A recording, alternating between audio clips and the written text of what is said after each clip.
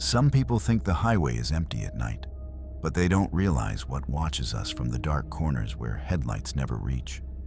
Tonight, we dive into the darkness of 7 most disturbing true trucker horror stories. These accounts come from real truckers, men and women who survived things most people can't even imagine. Names and locations have been changed for privacy, but the events remain terrifyingly real. Before we begin, let me know in the comments, where are you watching from, and what time is it right now? And if you love real horror, make sure to subscribe and hit the bell icon so you never miss a new nightmare. Now, settle in, dim the lights, and get ready, because this first story comes from a trucker who thought he knew every mile of the road, until one night proved him terribly, unforgivably wrong. I've been hauling freight for almost 19 years, and I learned one thing early. The road feels different after 2 a.m. Not quieter, heavier, like the dark settles deeper into the pavement. That night, I was hauling a refrigerated trailer from Ohio to Nebraska. Tight schedule, no room for delays. My dispatcher, Ray, had already warned me.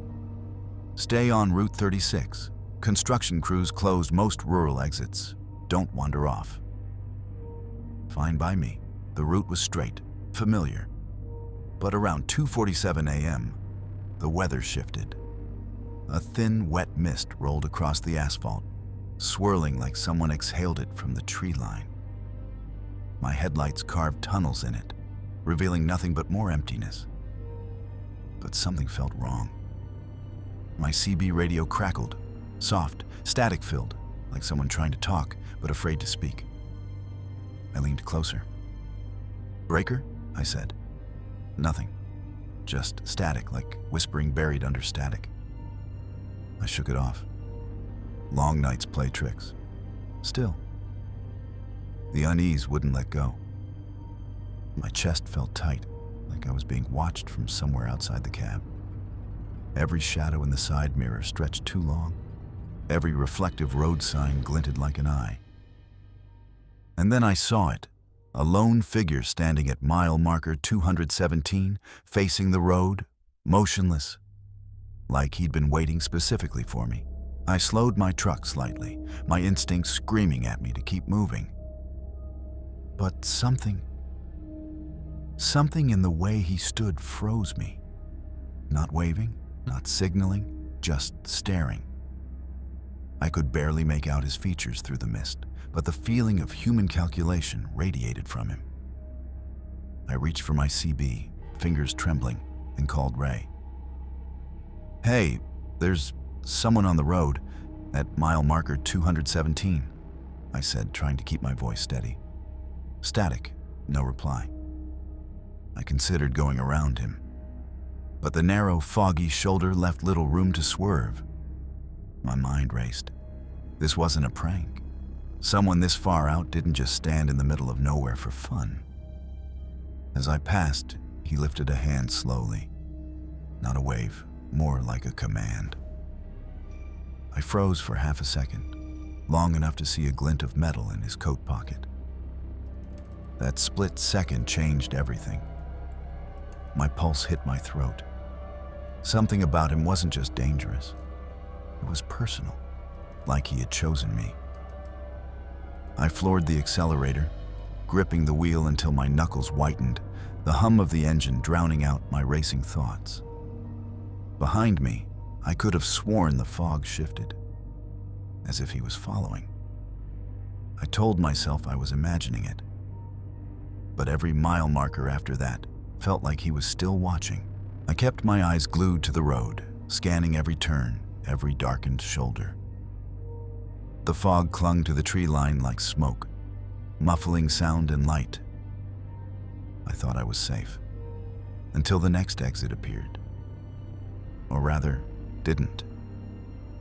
I had planned to stop at the Green Hollow Rest Area, a tiny 24-hour truck stop I knew well. But as I approached, the sign had vanished. No lights, no building, nothing but empty asphalt stretching into black. My stomach dropped. I double-checked my GPS. The device blinked, frozen at a spot between two towns that shouldn't exist.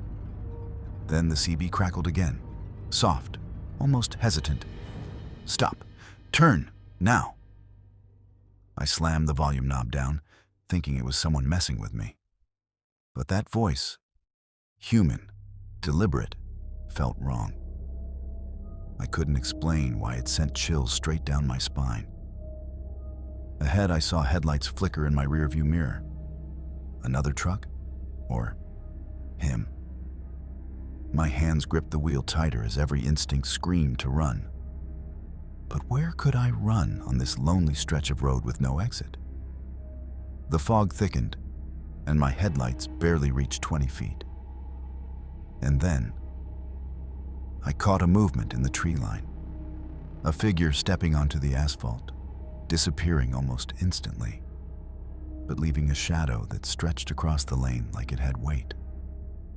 I realized the night wasn't just long. It was alive with intent. By the time I reached the next marker, my nerves were shredded. I spotted a dim light in the distance, finally, a rest area. Relief flooded me. I slowed, signaling my trailer lights. But as I pulled in, something felt off. The lot was too quiet.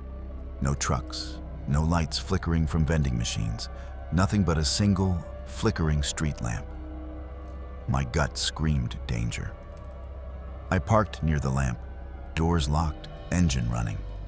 A sound made me freeze, a low, scraping noise from behind the trailers. Slowly, I peeked through the side mirror. A figure was moving between trucks, silent, deliberate. His coat flapped in the cold wind, and in his hand, I glimpsed a crowbar. Panic hit me. I reached for the CB again. Ray wouldn't answer. My phone had no signal. Every instinct told me to drive off. But in this foggy, isolated lot, any sudden movement could draw him in. I inched forward toward the exit, heart pounding.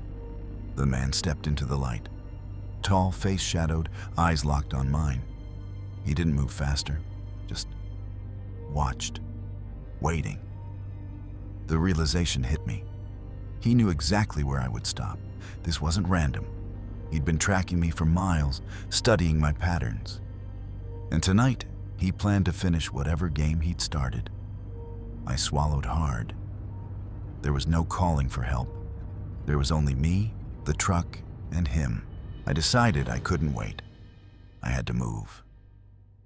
Slowly, I eased the truck into gear, every eye on the figure. He didn't flinch, didn't move, just stood there letting me inch past like a predator testing its prey. The moment I cleared the street lamp, I floored it. Tires screeched slightly on wet asphalt, engine growling like a beast. My hands shook uncontrollably, my pulse hammering in my ears. Through the rearview mirror, I could see him step aside, but not out of fear, like he had been expecting this move all along. Every mile marker I passed after that felt like a countdown. My mind raced with questions. Who was he? Why me? Was this random violence? Or had he chosen his victims with careful precision? Then I noticed the exit signs blinking irregularly, sometimes too early, sometimes too late. Each one made me swerve, afraid I'd hit him if he suddenly appeared. The fog had thickened again, almost touchable, pressing in through the windows. For hours I drove like this. Every shadow, every reflective sign, every curve of the road screamed danger. And the feeling that he was still somewhere behind me, waiting for the perfect moment. It didn't leave. I needed to find other people, anyone. After nearly 3 hours of tense driving, I spotted a lone diner glowing in the fog. Neon letters flickered. Harper's Truck Stop. Relief mixed with exhaustion, but something about the parking lot felt wrong. A single semi-truck sat by the pumps, engine idling. A man in a worn hat leaned against the cab, smoking, eyes tracking me as I pulled in. His gaze was unsettling, not friendly. He waved slowly, too slowly, deliberately. I rolled down my window cautiously. "Long night?" he asked, voice calm, neutral. I nodded, trying to sound casual, but every hair on my neck stood on end. "You shouldn't be out there," he said. His eyes flicked to the road behind me. "Not tonight." My stomach sank. How did he know? Before I could respond, his tone shifted just slightly, a hint of warning and menace. "Some people on the road, they don't want you to reach your stop. Keep moving, or it could be the last run you make." I wanted to dismiss him, but the memory of the man at mile marker 217 clawed back. Every instinct screamed to run, yet I was trapped in this tiny truck stop with no idea which direction to go. He tipped his hat, got back in his truck, and drove off. And in that moment, I realized he was real, and he had just confirmed my worst fears. I left Harper's truck stop with my nerves raw, but I had no choice. Stopping again would be asking for trouble. The fog on the highway had grown thicker, swirling unnaturally around the trees and road signs. Every mile marker felt like a heartbeat, ticking away in the silence. About 20 miles down, I saw headlights flash in my rearview mirror. Another truck? Or him? I couldn't tell. The lights kept pace with me, sometimes disappearing behind curves, only to reappear moments later. Then, without warning, the figure appeared on the road itself, illuminated by my own headlights. My stomach sank. He wasn't waving this time. He was blocking the lane, standing perfectly still, as if he'd planned my exact speed and position. I slammed on the brakes, jackknifing slightly, heart pounding. The semi behind me honked once, then vanished. But the figure on the road didn't move. Every instinct screamed, "Don't get out, don't stop, drive through." I swerved slightly, my trailer tires just missing him. He staggered back, almost like he had expected my maneuver, and then melted into the fog. I knew he wasn't done. Somewhere out there, he was watching, tracking, waiting for the next mistake. And for the first time that night, I understood. This wasn't random. He wanted to see how far he could push me. I kept driving, adrenaline surging, eyes scanning every curve, shoulder, and tree line. I knew I couldn't keep going forever. Finally, I spotted a small motel, neon flickering weakly. Ridgeview Inn. A lone room would have to do. Pulling into the empty lot, I felt a flicker of relief. But the air was thick, too thick. I noticed a figure in the shadows near the exit, leaning against a telephone pole. His posture, deliberate, watching. I parked, checked all locks, and stepped out to stretch my legs. Something about the place screamed wrong, but exhaustion outweighed fear. Inside, the office clerk barely looked up. I paid cash, took my room key, and made my way up the creaky staircase. As I unpacked a few essentials, I heard footsteps outside the door. Heavy, slow, controlled, not casual. I pressed myself against the wall, heart hammering. The footsteps stopped. Silence. Then a faint tap, tap, tap against the window. I bolted to the other side of the room, peeking out the blinds. The fog had thickened, the parking lot empty. No figure, no sign of him. But on the cracked asphalt below, I noticed the tire marks, a fresh set, perfectly matching my own. He had followed me here. Sleep was impossible. Every creak of the building, every gust of wind through broken siding made me jump. Around 3 a.m., I heard it. The unmistakable scraping of metal on asphalt, growing louder outside. I grabbed my flashlight and peered through the blinds. His truck was there, parked diagonally across the lot. And then I saw him, standing just beyond the fog, staring straight at my window. I felt the full weight of his gaze, a cold, deliberate calculation. I knew this was it. If he wanted me, I had to outsmart him. I grabbed my keys, quietly exited the room through the fire escape, keeping low, hugging the shadows. As I reached my truck, I noticed a crowbar leaning against the hood, too perfectly placed. A message, a warning. I jumped in, started the engine, and floored it. He moved like a shadow, suddenly appearing in front of the truck, too fast. My tires skidded, the engine roared. But I narrowly swerved around him.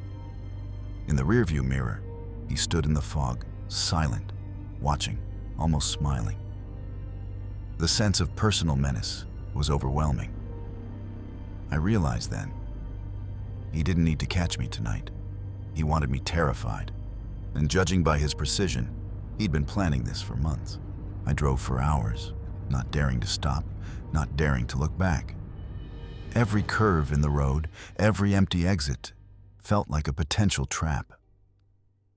The fog finally lifted near sunrise, revealing the mundane highway I should have recognized. But my relief was muted. This night had changed me. When I finally reached a busy truck stop, I called my dispatcher. Ray listened, silent, then said, "Stay there. We'll get someone to escort you back to base." I watched the rearview mirror the entire time, half expecting him to appear again. He never did. But I know he's out there, somewhere, watching, tracking the same highways I drive every week. I later learned the police found another trucker in a neighboring state. His story eerily similar. Same fog, same figure, same crowbar left as a warning. That's when I realized this wasn't random.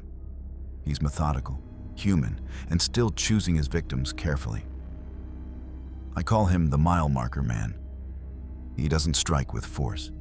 He terrorizes, stalks, and controls. And for the rest of my life, I drive with a constant, gnawing fear that the next mile marker I pass might reveal him again. Because on lonely highways, you are never truly alone.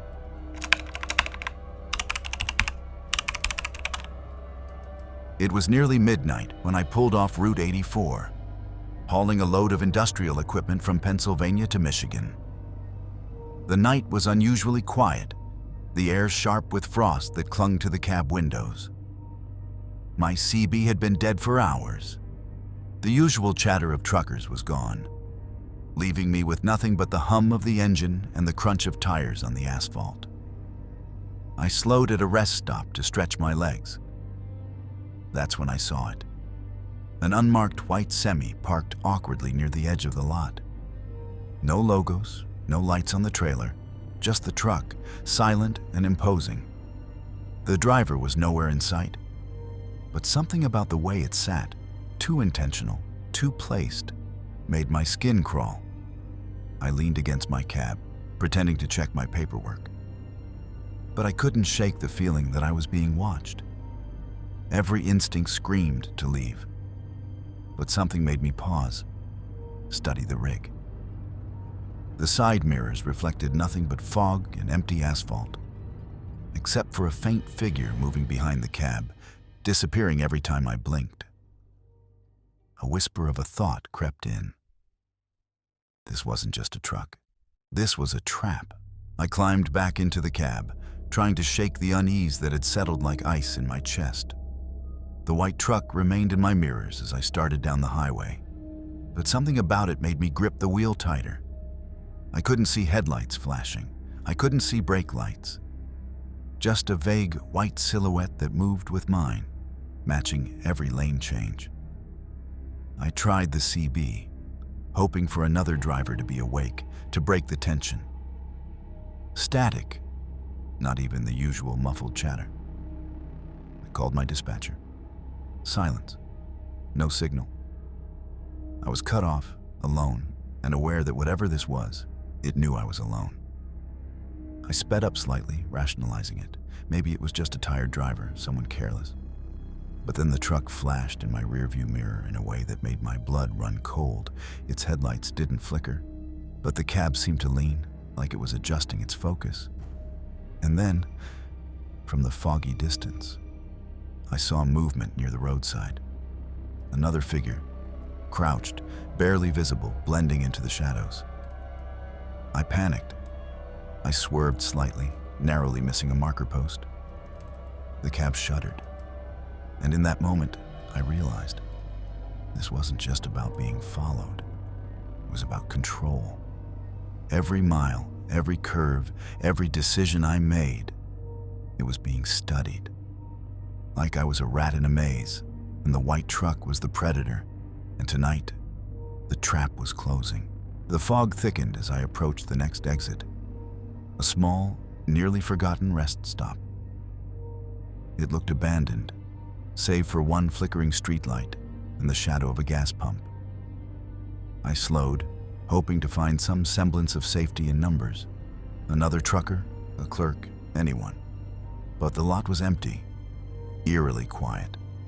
As I parked, the white semi appeared behind me in the lot, like it had followed me through the fog, silently, without lights. I froze in the cab, hands gripping the steering wheel, listening. A faint scuffing noise echoed across the asphalt, too deliberate to be the wind. I stepped out cautiously. The air smelled of diesel and frost. My eyes scanned the lot. Nothing moved. Then I saw him, a man in dark clothing, standing near the back of the white truck. No face visible, just a silhouette. He held something in his hands. Metal, maybe a crowbar, maybe a wrench. My gut told me he was waiting, watching, studying my reaction. I backed toward the edge of the lot, my mind racing. My phone had no signal, no CB, no one to call. Every instinct screamed to leave. But my truck, my only protection, was parked too close to him. One wrong move, one hesitation, and this man could make the night end for me. I climbed back into the cab, slamming the doors. My pulse was deafening. I started the engine slowly, trying to keep my hands steady. The man didn't move. He didn't flinch, just watched. I floored it, tires screeching slightly on the wet asphalt, and as I drove away, I realized he had chosen this game carefully, and I was already inside it. After the rest stop, I tried to convince myself I was just being paranoid. Maybe it had all been coincidences. But the moment I hit the open highway again, the white truck reappeared in my mirrors.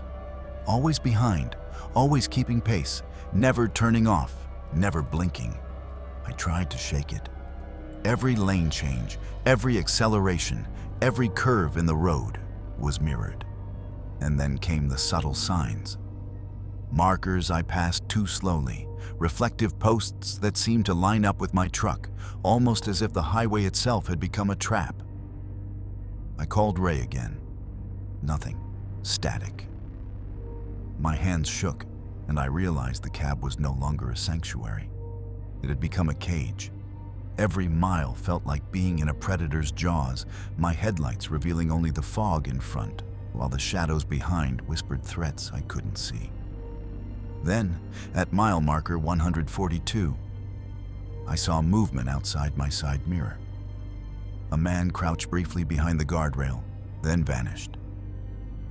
I slammed the brakes, skidding slightly on the icy asphalt. Had he just tried to flag me down? Or was it a warning? The realization hit me like a punch to the gut. This wasn't random. He had been following me for miles, studying patterns, my speed, my stops, my hesitations. Every instinct told me to keep moving, but where could I go? The highway was empty. Isolation had become a weapon, and I was already in the middle of the trap. The next town offered only a flicker of hope.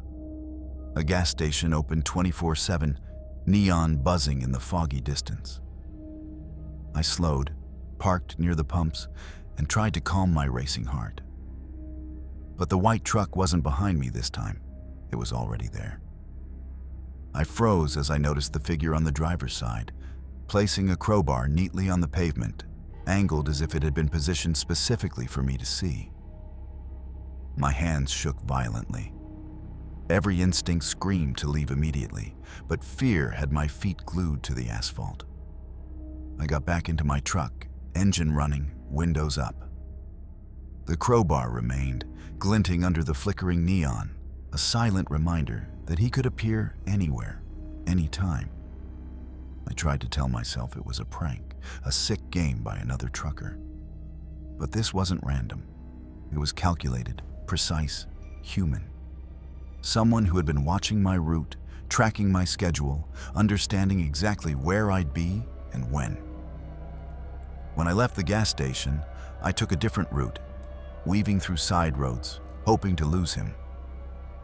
But no matter the detour, every time I looked in my mirror, I saw the white truck, unmarked, silent, waiting. He didn't rush. He just taunted. By midnight, exhaustion and terror were clawing at my mind. I realized I wasn't just being followed. I was hunted, and the highway had become his territory. Hours later, I took a longer route, hoping the isolation would work in my favor. But the fog returned, denser than ever. The white truck appeared without warning at a curve in the highway. Headlights off. No sound, no signal, just presence. I floored the accelerator, heart hammering. But he matched me mile for mile, silently asserting control. I could feel the psychological weight pressing down. Every mile, every movement was being judged. Then I noticed something terrifying. He wasn't just following me. He was mirroring my exact route, anticipating lane changes, gas stops, and even traffic adjustments.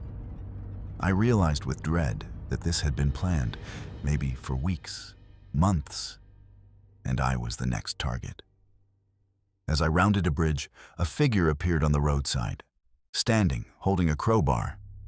My truck swerved slightly, tires gripping the slick asphalt. The figure didn't flinch. He just watched. A predator testing prey. I muttered under my breath. This isn't luck. This isn't coincidence. This is human intent. I gripped the steering wheel so tight my knuckles whitened. My cab had become both shield and cage.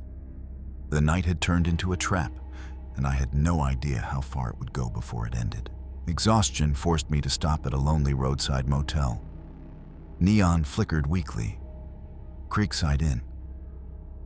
I parked, heart still racing, and tried to convince myself that maybe, just maybe, I was safe. I noticed immediately, though, that the white truck was already there, parked at the far end, engine off, shadowed figure leaning against the cab. My pulse spiked. He had anticipated my stop. I paid cash, took the key, and rushed to my room, locking the door. Silence. For a moment, I thought maybe I was safe. Then a faint tapping at the window, tap, tap, tap, made me jump. Peeking through the blinds, I saw nothing. But the fog hid much. I stepped back and realized the parking lot reflected a truth I hadn't accepted yet. He could appear anywhere, anytime. I spent hours watching, listening. Every truck that left the lot made me flinch. Every shadow stretching across the asphalt made my skin crawl. And I knew one thing with terrifying clarity. The man hunting me didn't need to strike tonight. He wanted me terrified. He had won the first round. The highway was no longer just a road. It was his domain. I left the motel before dawn, unable to stay another minute. My truck rumbled onto the highway, fog hugging the ground like a living thing. For the first time, I noticed another vehicle shadowing me, a smaller black sedan. The white semi was still behind me, silently asserting dominance. The black sedan weaved in and out, a human predator making its presence known. My stomach churned. There were multiple people involved, and I was trapped between them. I tried taking alternate routes, but every road seemed compromised. Every gas station, every rest stop felt like a potential ambush. My instincts screamed to run, but the road itself had become a cage, the night a meticulously planned labyrinth. At mile marker 188, I saw movement.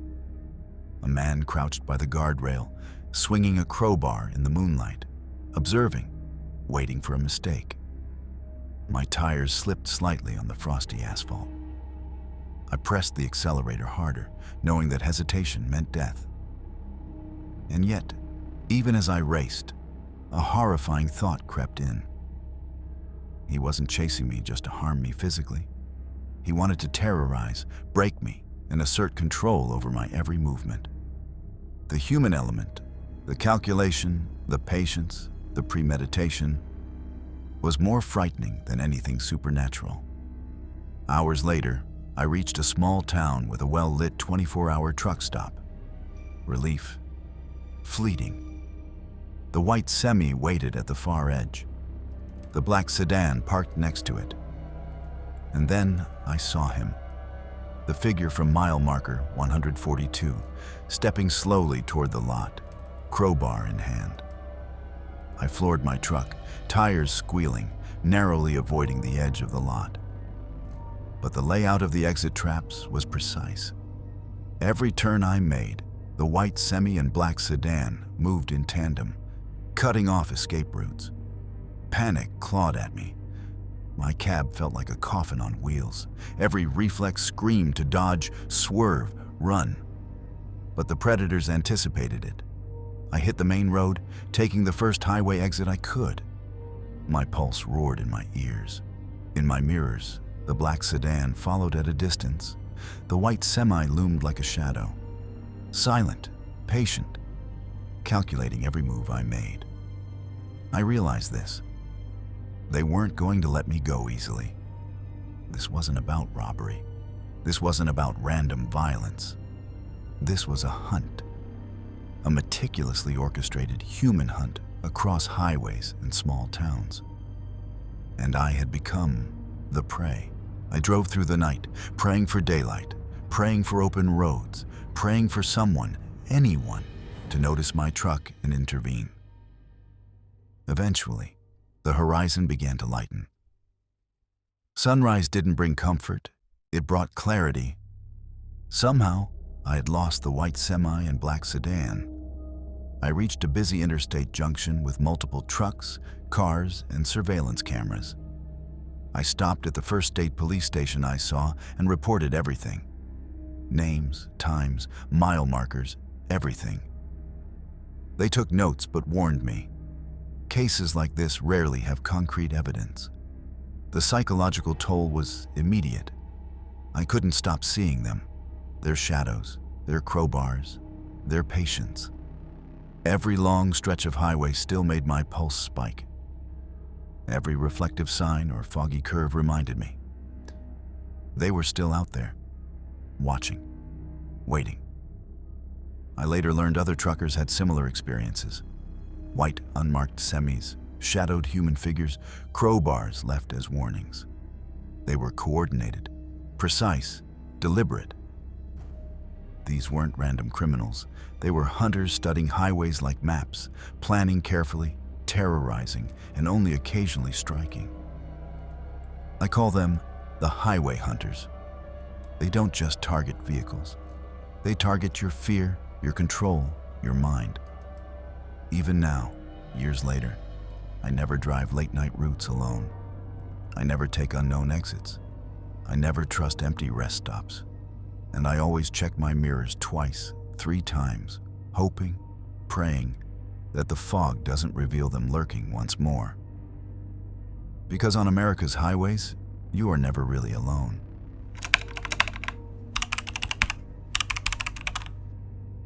It was past midnight, and I was driving alone on Route 66, hauling a refrigerated load of produce from Chicago to St. Louis. The highway was empty, the cold night air pressing against the cab windows like a living thing. I kept one hand on the wheel, the other tapping the dashboard, trying to stay awake. Suddenly, out of the corner of my eye, I saw headlights. Fast, erratic, coming from behind a curve. A car had lost control and skidded across the median, hitting the guardrail and then vanishing into the fog. I slammed on the brakes, my truck jackknifing slightly, tires squealing. The scene was chaotic, twisted metal, shattered glass. But there was no driver in sight. Only the faint impression of a figure, moving strangely, almost floating. I got out to check, heart pounding, but the car was empty. No one had survived, or maybe they had vanished. I felt a chill creep up my spine. Something wasn't right. My instincts screamed to leave, but I couldn't just abandon the wreck. I radioed the dispatcher, but the static was deafening. No response. As I climbed back into the cab, I noticed it. A faint shadow in the passenger seat. No one had entered the truck, yet there it was. A hazy silhouette, seated, almost transparent, staring straight ahead. My mind raced. Am I hallucinating? Fatigue? Fog? But the feeling of eyes on me was real, oppressive, suffocating. I hit the accelerator, hoping to shake it off. But every curve, every mile, the shadow remained, growing clearer, more tangible. And a thought gnawed at me. This passenger wasn't human, yet it was following me, riding along on purpose. The shadow stayed in the passenger seat as I drove, silent and still, yet impossible to ignore. Every glance toward the seat made my stomach knot. I could feel it watching me, not in a playful way, but with a purposeful, cold intensity. The highway twisted ahead, and the fog thickened. My headlights cut through it only a few feet at a time, illuminating the guardrails and reflective markers like eerie sentinels. The figure shifted ever so slightly when I swerved around a sharp bend. My pulse accelerated. Was it mimicking me or anticipating my moves? I reached for my CB again. Anyone out there? My voice cracked, lost in static. No response. Then, the subtle creak of the passenger seat. I froze. My breath hitched. The figure's head turned slowly, a featureless face emerging from the misty silhouette, just for a moment, and then gone. I tried rationalizing it. Lack of sleep, stress, highway monotony. But instinct refused to let me.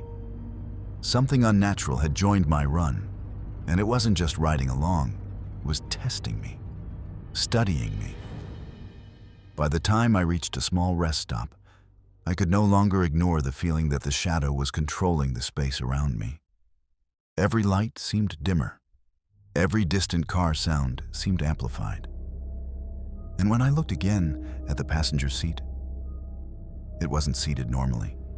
It had moved closer, looming as if it wanted me to notice.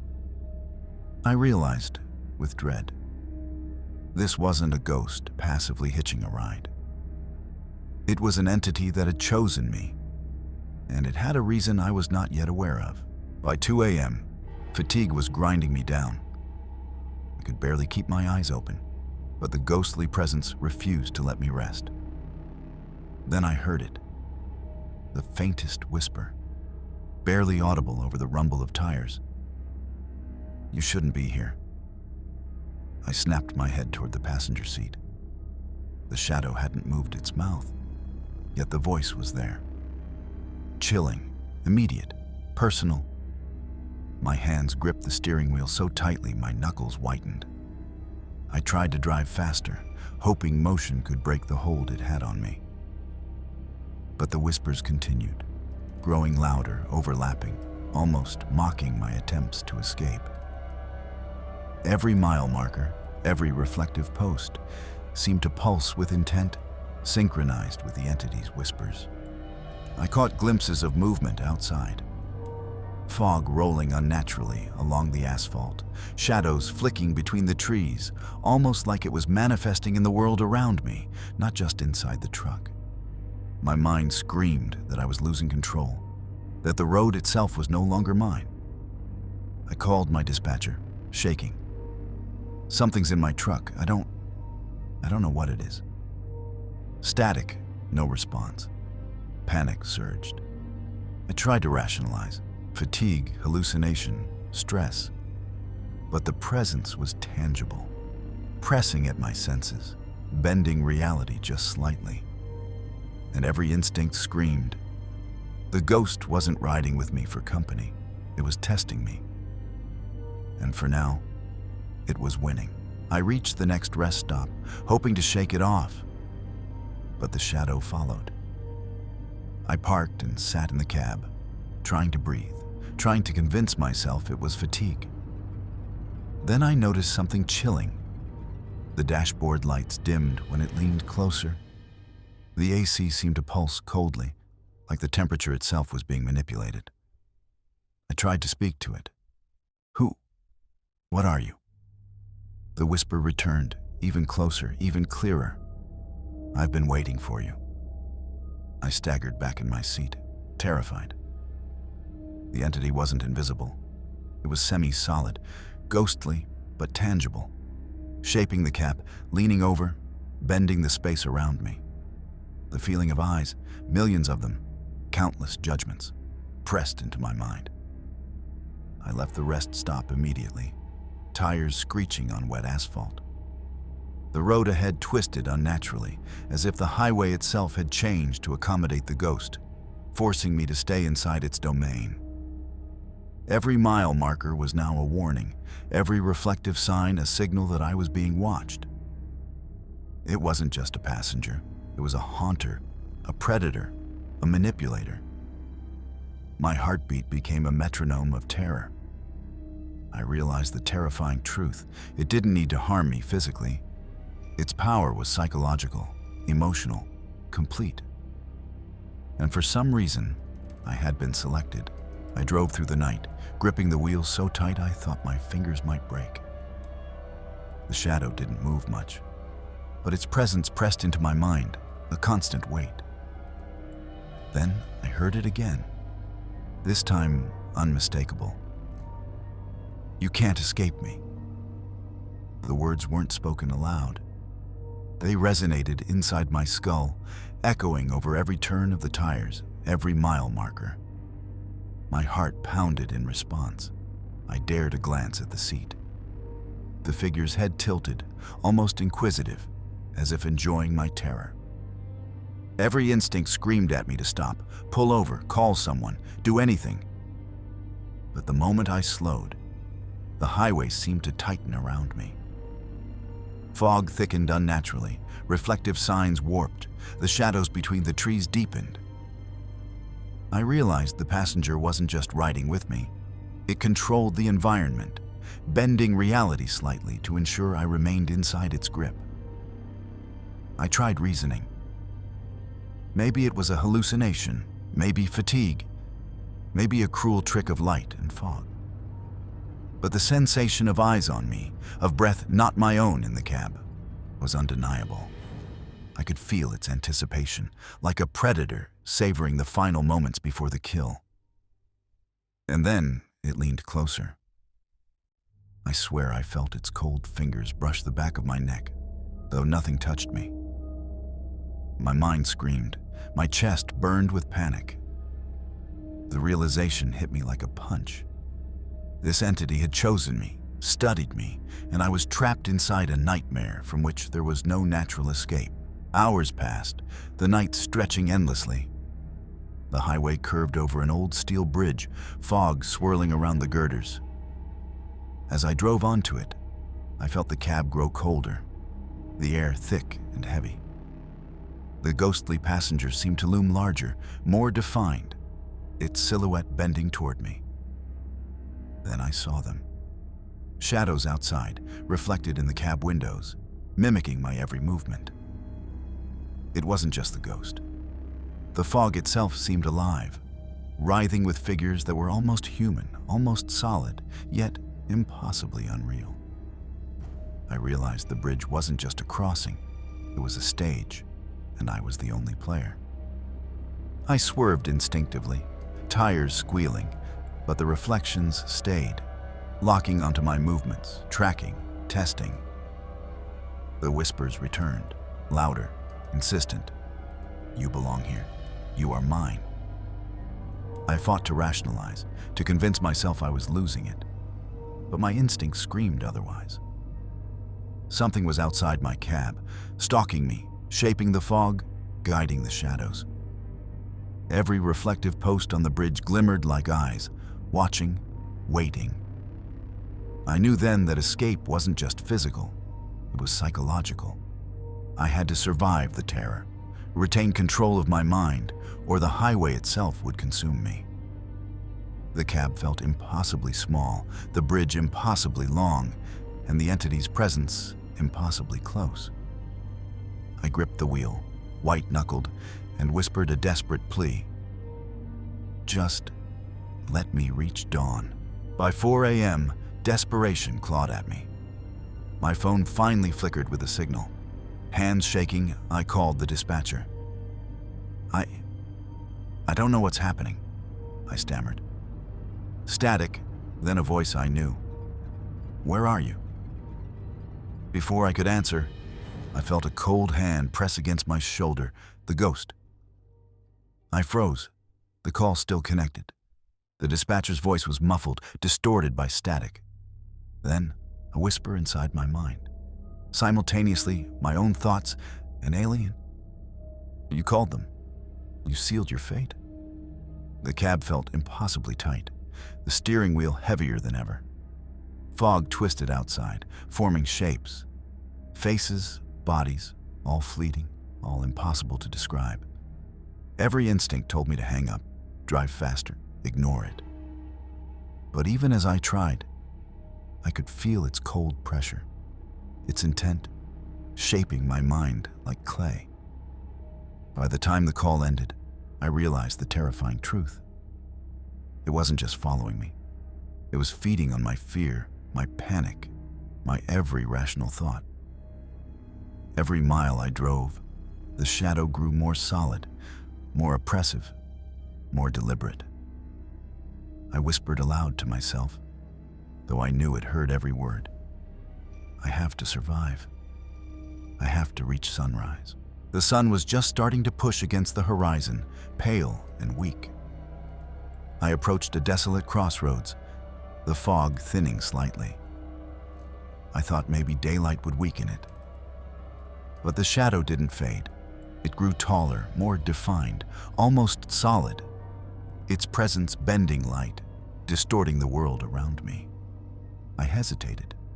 The crossroads seemed endless, stretching impossibly far in all directions. Each route looked the same, each road a trap. The whispers returned, overlapping, louder, demanding my attention, controlling my thoughts. I gripped the wheel, trying to focus on reality. The fog moved unnaturally, curling into shapes, manifesting limbs, faces, impossible angles, mocking me. My pulse pounded, every nerve screaming. I realized then, the ghost didn't want me dead. It wanted me trapped, terrified, and aware. The world outside the cab didn't matter. All that mattered was the space inside, the cab, the road, my mind. I forced my eyes onto the rearview mirror. For the first time, it smiled, or something like it. A shape impossible to describe. Human and not human at the same time. A predator acknowledging prey. I whispered a prayer, swallowed hard, and floored the accelerator. Daylight was my only chance. Sunlight crept through the mist as I approached the edge of the highway. I dared a glance at the passenger seat. The shadow was almost solid now. Humanoid, featureless, immense. I could feel its attention, its hunger for fear, its anticipation. I swerved slightly, trying to shake it. The cab shuddered unnaturally.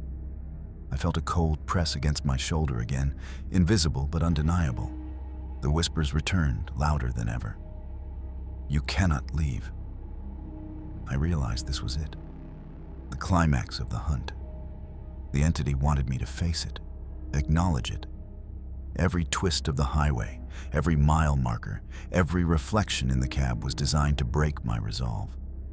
I forced myself to focus on the road, on the horizon, on survival. I floored the truck, tires skidding slightly on the damp asphalt. And a strange thing happened. The shadow flickered, almost like it resented the movement, resisting the dawn, clinging to darkness. I forced my eyes forward. I wouldn't acknowledge it anymore. I wouldn't respond. I wouldn't look. And slowly, agonizingly, as sunlight began to wash over the highway, I felt it retreat, dissolving into the fog, leaving only the empty seat behind. By full daylight, I reached a busy interstate junction. Other trucks, cars, and travelers gave me a fleeting sense of safety. I parked at a truck stop, hands trembling, heart racing. The seat beside me was empty, silent, normal. Yet the memory of the presence remained. I filed a report later, describing the incident to local authorities. No evidence, no traces. Only my story, dismissed as fatigue or hallucination. But I know the truth. That entity exists. I felt its intent, its patience, its need to terrify. And I know it waits, watching, ready to find the next lone driver on a dark highway. I call it the ghostly passenger. It isn't evil in a traditional sense. It doesn't strike. It observes, manipulates, controls, and leaves you with a horror of being hunted, knowing that the highway itself can harbor a consciousness that bends reality. Even now, years later, I avoid driving alone at night. I avoid foggy highways. Every reflective sign, every curve, every long stretch of asphalt triggers memories of watching eyes and whispers that will never leave me. And I know, somewhere, out there, it waits again. Because on the dark highways of America, you are never truly alone.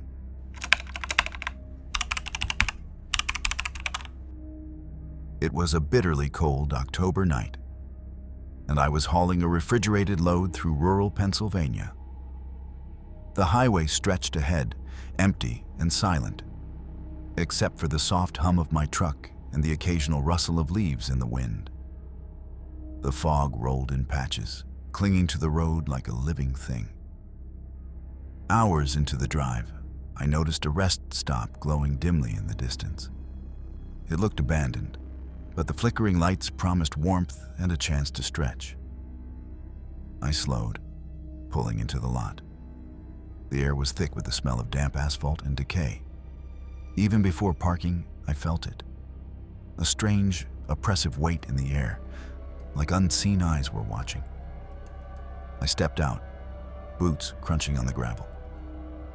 The lot was empty except for one rusted pickup, parked haphazardly near the vending machines. No lights on, no engine running. I thought of calling it a night, but exhaustion pushed me toward the diner tucked in the corner of the lot. The diner's windows were streaked with grime, and inside, the booths sat empty, chairs tipped over, as if someone had fled in a hurry. A faint smell of burnt coffee lingered. I stepped inside cautiously. My footsteps echoed unnaturally loud in the silence. Then I saw it. A shadow in the corner, a figure hunched over a table, rocking slightly. Not moving its head, not making a sound, just watching, waiting. My pulse spiked. I tried to rationalize. Maybe a drunk sleeping it off, maybe a prank. But the air grew colder, and I felt the unmistakable sensation of being observed. I turned toward the counter, searching for a worker. Nothing. No register, no cash, no sign of life. Only the shadow, silently rocking, its presence pressing into my chest like a physical weight. I cautiously walked toward the counter, my boots crunching on the worn tiles. The shadow didn't move, yet I could feel its gaze. Every instinct screamed to leave, but fatigue had me trapped. My eyes scanned the diner. Overturned chairs, cracked coffee mugs, and scribbled messages on the walls. Messages that made no sense but whispered warnings in some strange rhythm. I approached one of the booths. The shadow hunched over, its outline flickering like a candle flame in a draft. Then I noticed something chilling. It wasn't a person at all. Its form was almost translucent, edges shimmering unnaturally. I stepped back, heart hammering. Outside, the fog thickened, curling around the lot like fingers reaching for me. I could hear faint whispers carried by the wind, almost in unison with the swaying of the shadow.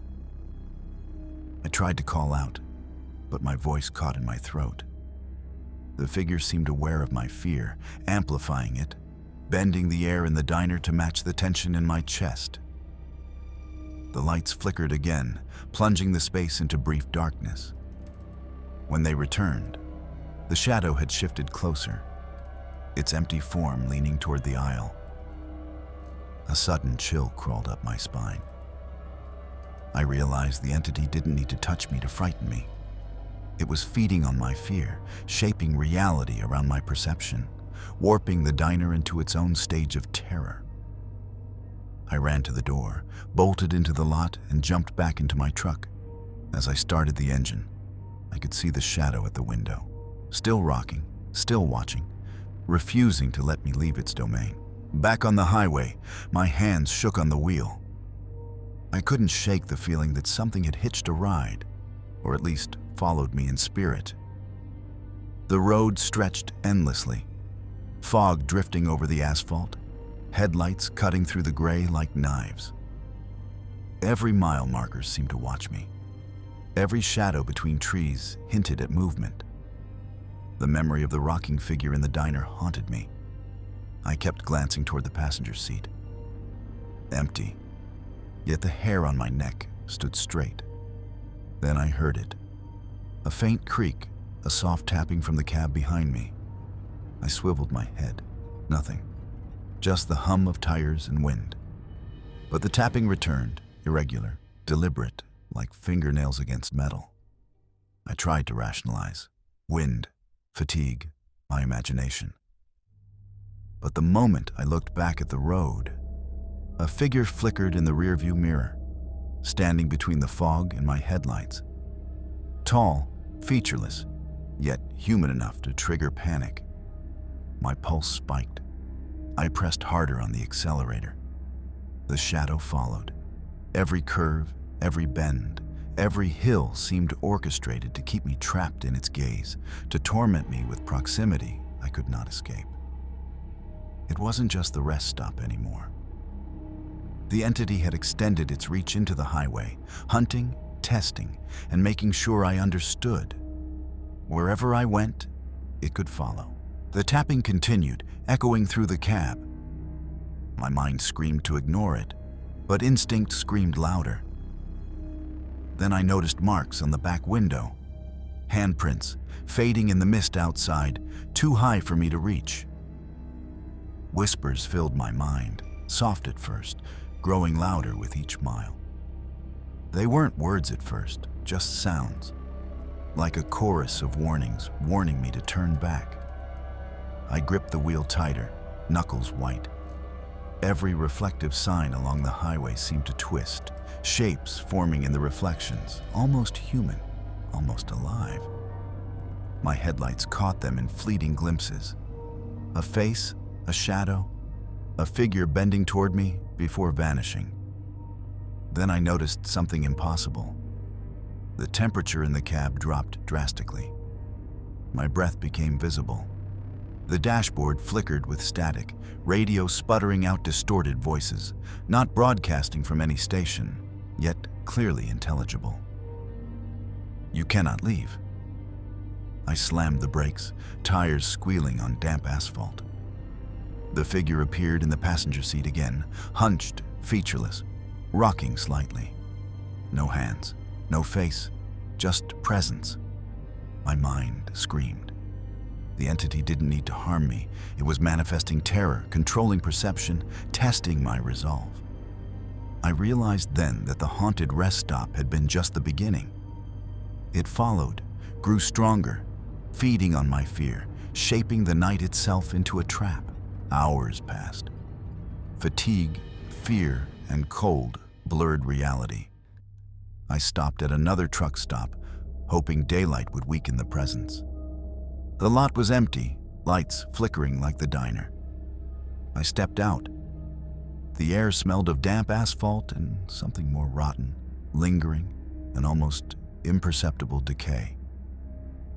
I glanced into the passenger side mirror. A shadow moved behind me, flickering as though caught between dimensions. Heart pounding, I turned, but the lot was empty. My reflection in the mirror seemed warped, eyes darker, tense, like the shadow had imprinted itself on my perception. I entered the gas station, desperate for warmth. The fluorescent lights buzzed, then dimmed. The floor tiles reflected something impossible. A figure crouched at the end of the aisle, rocking slightly, always in shadows. I ran back to the truck, feeling it follow me, not physically, but psychically, haunting every step. Once inside, I tried to ignore it, tried to drive, tried to escape. But the shadow manifested again, almost solid, leaning over the seat closer than before. Its presence pressed into my chest, my breath short, my pulse erratic. It wasn't just a ghost. It was alive in fear itself, a sentient force shaping reality to torment me. Every mile now, every highway, every foggy curve was a stage for its game. The fog thickened again as I merged back onto the highway. Every mile seemed longer than the last, the darkness stretching endlessly. The rocking figure from the rest stop haunted my peripheral vision, flickering in the shadows outside the cab.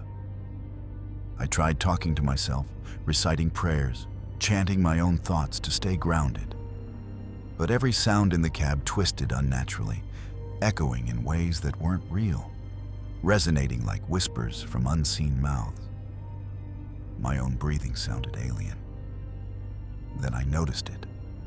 Marks on the dashboard. Long, thin scratches forming words I couldn't read, etched into the metal while I hadn't touched it. Panic clawed at my chest. The shadow in the passenger seat seemed to lean closer, almost laughing silently, its presence saturating every inch of the cab. I considered pulling over, stopping completely, but instinct screamed, "Never stop, not here, not now." Every pause gave it power, every hesitation made it bolder. I gripped the wheel, forcing my mind on the road, on dawn, on survival. But the shadows outside twisted unnaturally, mirroring the rocking, hunched movements of the figure beside me. Every reflective surface, every puddle on the asphalt, revealed glimpses of the entity's face, featureless yet human enough to make me shiver. It dawned on me. The entity didn't just haunt locations. It followed people, extended its reach, amplified fear, and I was trapped inside its playground. Morning light was just beginning to pierce the fog, yet the highway remained oppressive. I glanced in the rearview mirror. The rocking figure appeared again, looming taller than before. My pulse spiked, fingers tightening on the wheel. Suddenly, my reflection in the mirror changed. My eyes were darker, hollow, echoing the shadow's presence.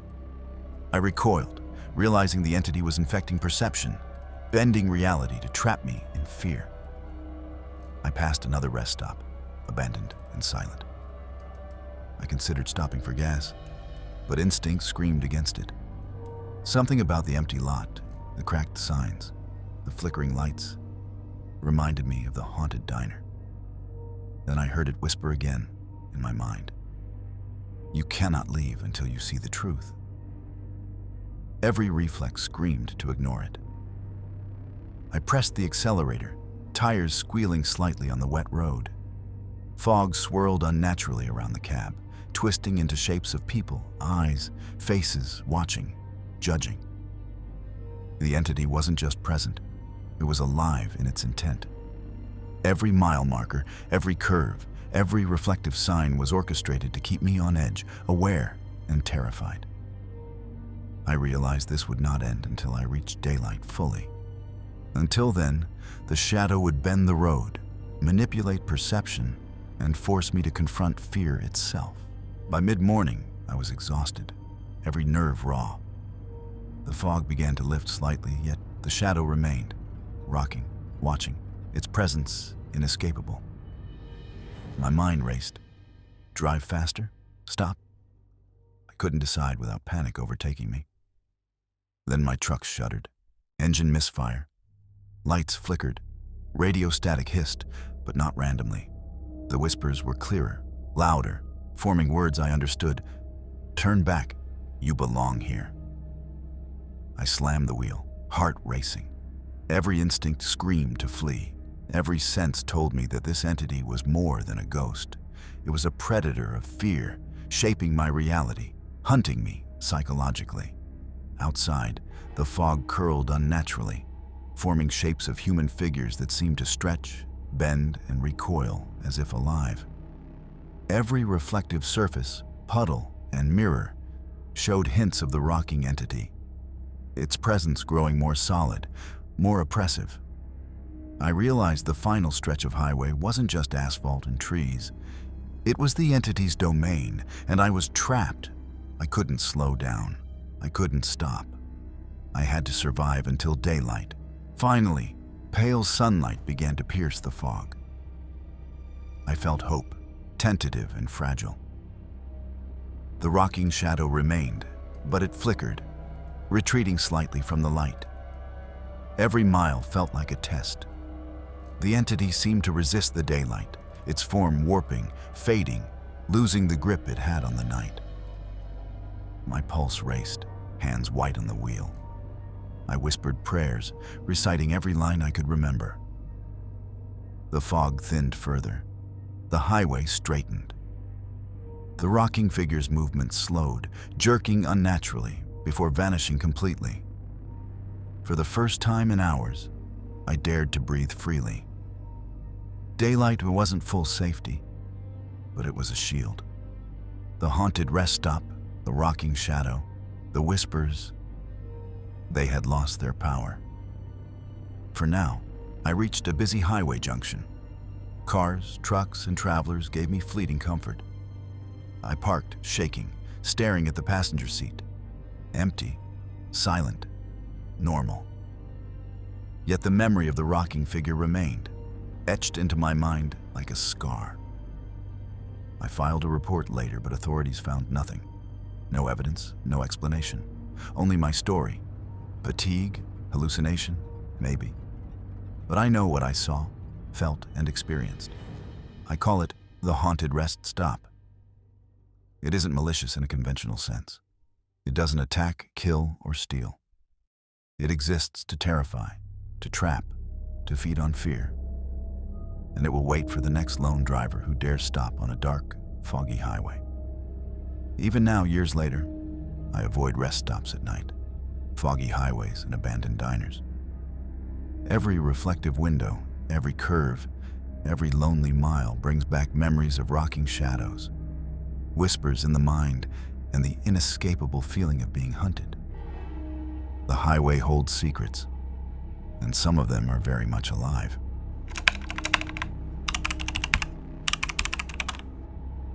It was just past midnight, the kind of hour when the highway feels endless and the mind begins to wander into shadows. I was hauling a refrigerated load through rural Ohio, miles from any town or gas station. Fog clung low to the ground, weaving through the trees like ghostly fingers. My headlights cut through the haze, illuminating the empty road ahead. Everything was silent except for the hum of the tires and the soft drone of the engine. Hours of isolation had made me hypersensitive. The slightest sound, a rustling leaf, a creaking signpost, made my pulse spike. Then I noticed it, a shape standing at the edge of the road. A figure, tall and thin, motionless, just beyond the fog's reach. My mind tried to rationalize. Pedestrian? Hitchhiker? But the shape didn't move, didn't shift. It simply watched, waiting. I slowed the truck instinctively. The figure didn't step back. Its presence pressed into me, unnatural, impossible, like it didn't belong in the world I knew. My hands tightened on the wheel. The air inside the cab seemed heavier, colder. I considered turning around, but the road behind me was just as empty, just as fogged in shadows. My heart pounded. The figure flickered once, twice, as though it existed between reality and some other dimension, testing me, studying me. I whispered a prayer, a reflex I didn't even realize I still remembered. My headlights illuminated the figure again. This time, its form seemed distorted, taller, limbs bending in impossible ways. The highway felt alive with it, stretching and twisting under its gaze. I knew then, whatever this was, it wasn't human, and it wasn't going to let me drive away easily. I couldn't shake the figure from my mind as I drove on. Every curve of the highway seemed to stretch unnaturally, fog curling around the trees and road signs, almost like it was guiding me deeper into its domain. My pulse hammered in my chest with every mile. Then I saw it again. The shadow appeared at the roadside, closer this time, and moved in a way that no human could. Its limbs bent at odd angles, almost skeletal yet fluid. I slammed the brakes, my tires screeching on the damp asphalt. It didn't run or flee. It simply watched, tilting its head in curiosity. My cab felt like a prison. The air inside was thick, suffocating, and cold. I could sense it probing, testing my fear. Every instinct screamed to drive faster, but the fog and winding road made me feel trapped, like the highway itself had become a labyrinth controlled by this entity. Then the whispers began, soft, almost inaudible, but unmistakably words. "You cannot leave. Not yet." I gripped the wheel tighter. My breath came in ragged gasps. Every reflective surface, the rearview mirror, the truck windows, showed glimpses of it. Sometimes it appeared as a tall humanoid. Sometimes the form stretched, warped, impossible to define. It wasn't just a shadow. It was something older, intelligent, patient, feeding on my fear with deliberate intent. I floored the accelerator, trying to put distance between us. Yet even in motion, I could feel its gaze burning through the fog, always tracking me, always waiting. Hours passed. Fatigue and fear clouded my mind, but I dared not close my eyes. The road stretched endlessly, lined with fog and twisted tree silhouettes. Then I caught it in the rearview mirror, a glimpse of the figure inside the cab. My hands flew to the mirror, heart pounding.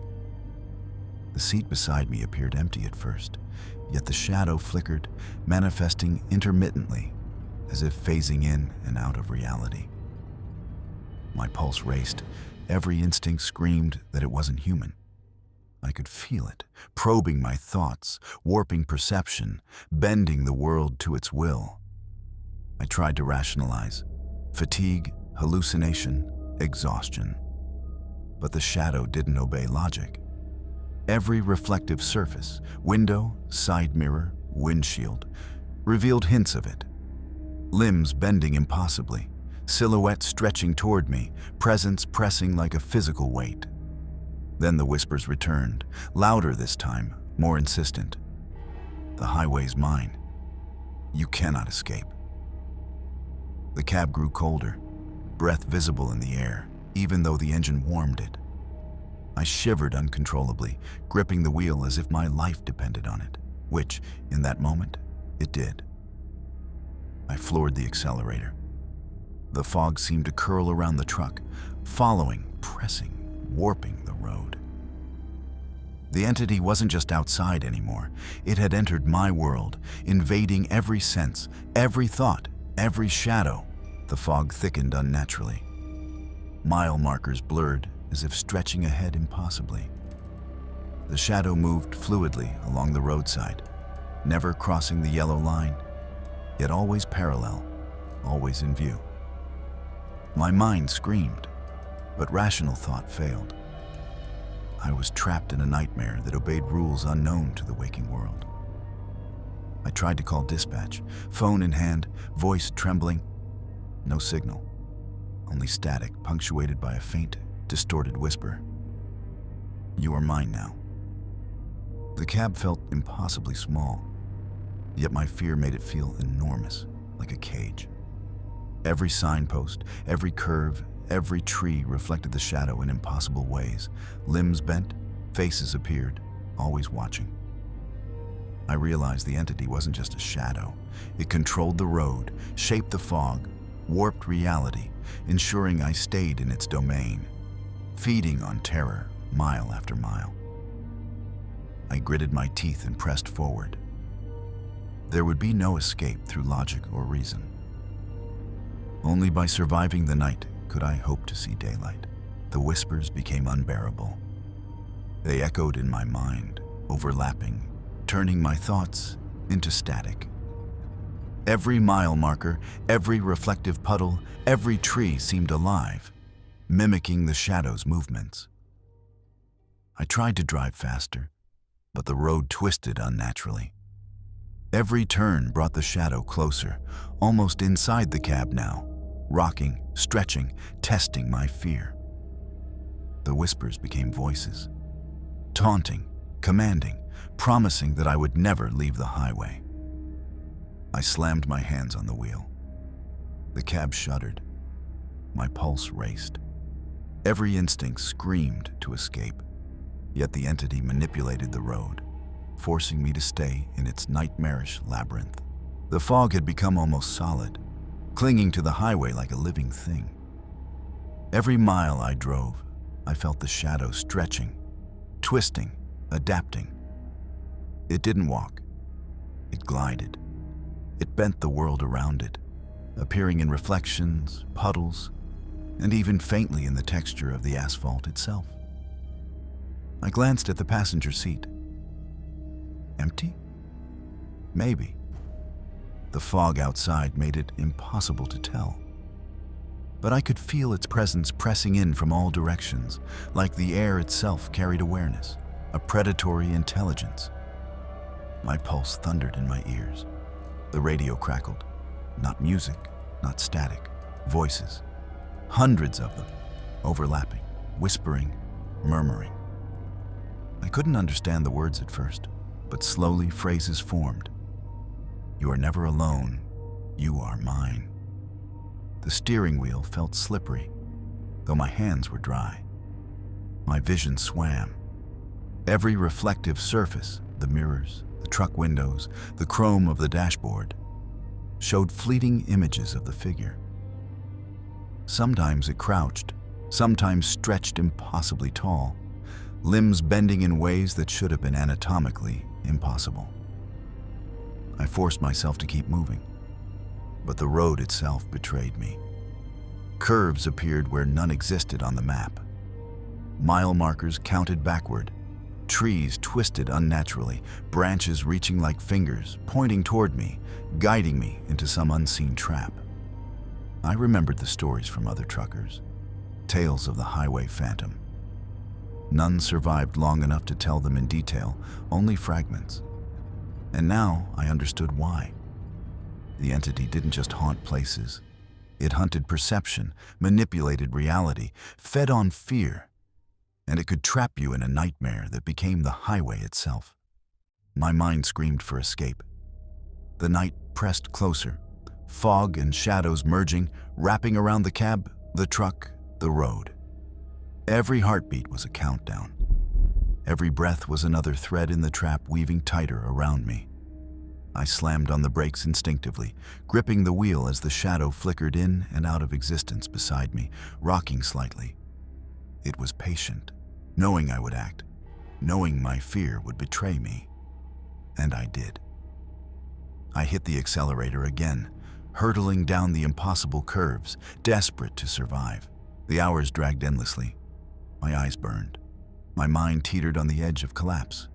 The fog, the shadows, the whispers, they were inside me now, not just outside. Every heartbeat echoed like a drum in a void. Then I saw it in full, not entirely human, not entirely shadow, but something between. It didn't run, it didn't chase. It floated, gliding just beside the cab, rocking in rhythm with my pulse, in sync with my fear. The whispers became screams in my head, words that tore at the edges of sanity. You cannot leave. You cannot leave. You are mine. I tried speaking aloud, calling its name, pleading, bargaining. Nothing worked. My words dissipated into the fog, unheard. The entity didn't respond. It only watched, feeding, shaping reality around me, warping the world into its own nightmare.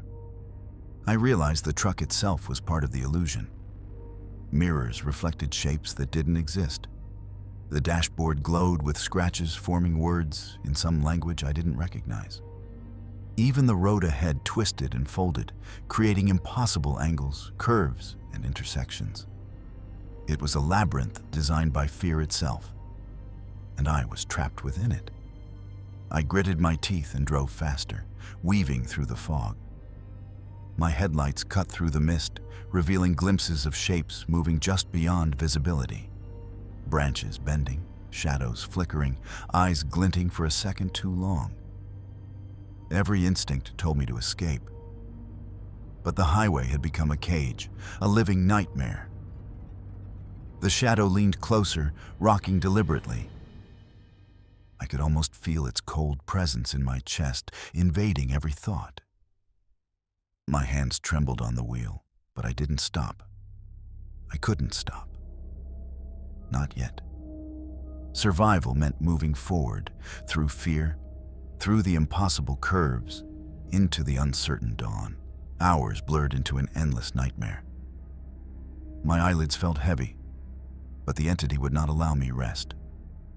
Every sound in the cab, the hum of the engine, the shifting tires, was distorted, twisted into whispers. Then came the sudden movement. The shadow appeared inside the cab, not beside, not flickering, but clearly present, rocking slightly. Its skeletal form stretched unnaturally, limbs bending beyond human possibility. I recoiled, gripping the wheel until my knuckles ached. The road outside had disappeared entirely. Fog enveloped the cab, a solid wall pressing in. I couldn't see mile markers, signs, nothing familiar. Only the rocking figure, pressing into perception, bending the world, warping reality itself. I screamed aloud, pleading, bargaining. The entity did not respond.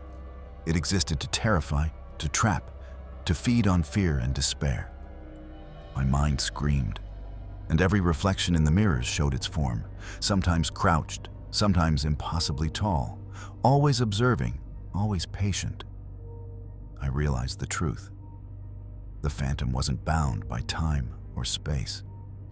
It followed, hunted and manipulated perception, dragging victims into a hallucination so vivid, so real, that escape seemed impossible. Every instinct told me I was doomed. Yet I kept driving. Only by moving forward, into the unknown, could I hope for survival. The rocking shadow followed, persistent, relentless, a predator of the psyche, never leaving, never blinking. A constant presence in the twisted reality of the highway.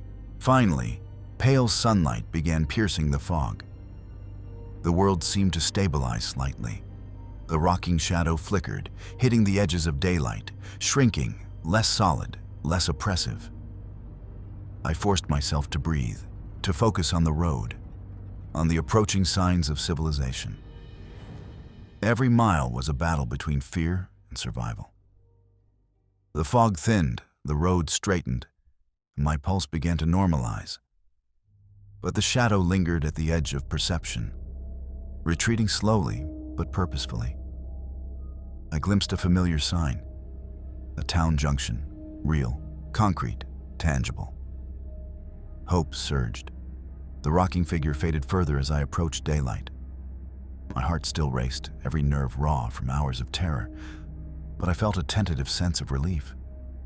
Yet I knew the phantom would never truly leave. It existed outside the rules of day and night, feeding on isolation, fear, and the vulnerability of the lonely driver.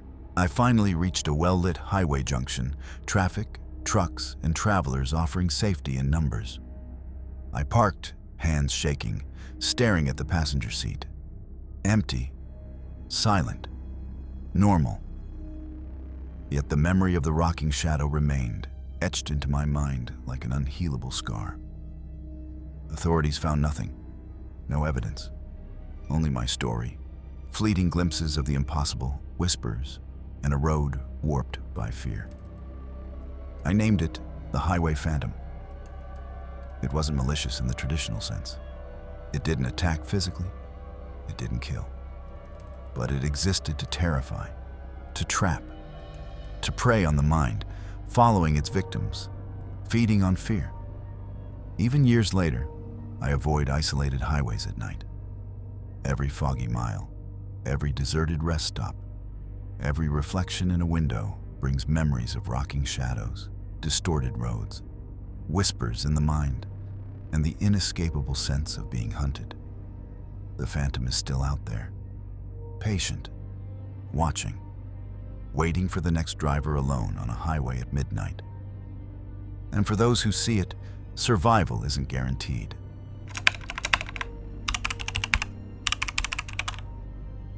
It was late evening when I rolled into a way station in Nevada. The neon sign flickered weakly, casting a sickly glow over cracked asphalt and abandoned trucks.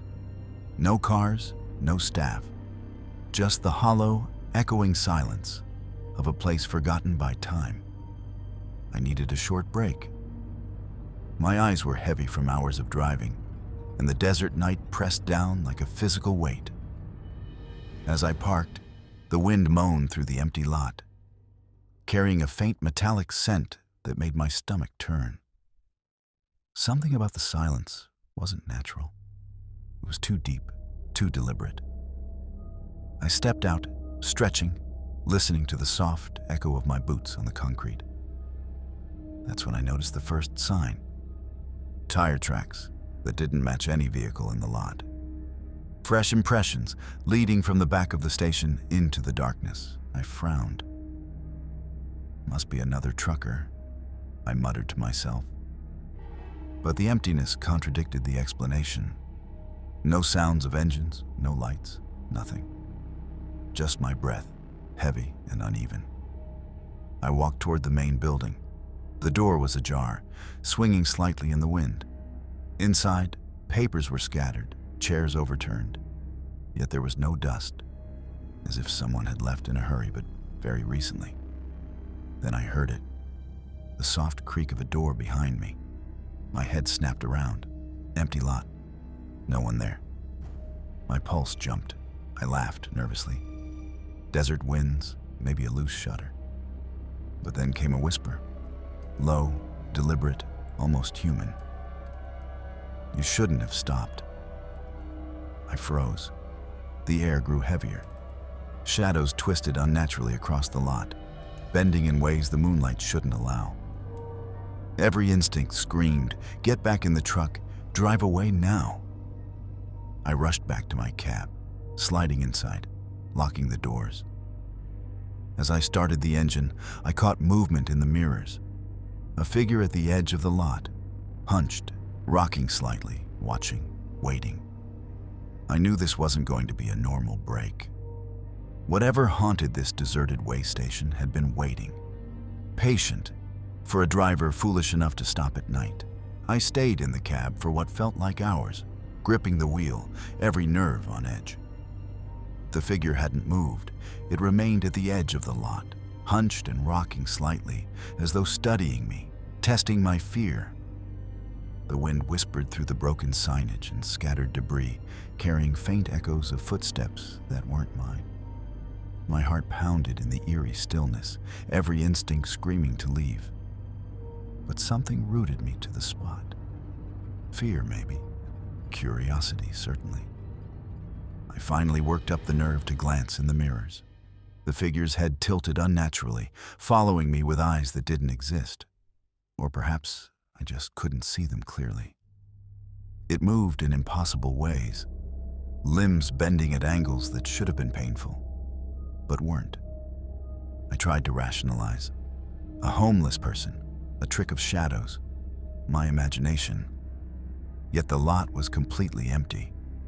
No footprints, no tire marks, except the ones I had seen earlier leading toward the desert.